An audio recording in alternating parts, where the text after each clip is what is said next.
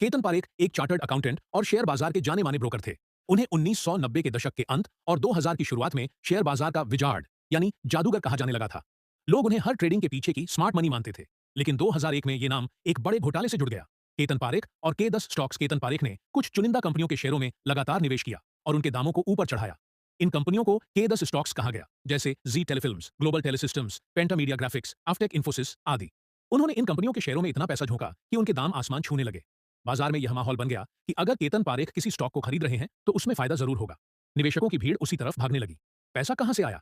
ये खेल यूं ही नहीं चल रहा था। केतन पारेख ने मधवपुरा मर्केंटाइल कोऑपरेटिव बैंक से करोड़ों रुपए उधार लिए थे। ये पैसा उन्होंने शेयर बाजार में लगाया और कृत्रिम तरीके से स्टॉक्स की कीमतें बढ़ाई। इसके अलावा उन्होंने कई शेल कंपनियों और नेटवर्क का इस्तेमाल कर पैसे का लेन देन छुपाया और रेगुलेटर्स की नजरों से बचते रहे।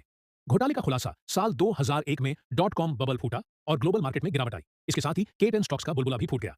शेयरों के दाम तेजी से गिरे और निवेशकों को भारी नुकसान हुआ। बॉम्बे स्टॉक एक्सचेंज BSE में भारी गिरावट आई और जांच शुरू हुई।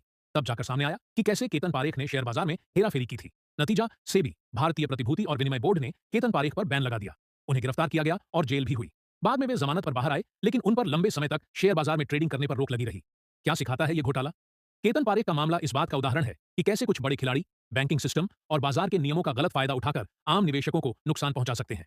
इस घोटाले के बाद भारत में रेगुलेटरी सुधार किए गए।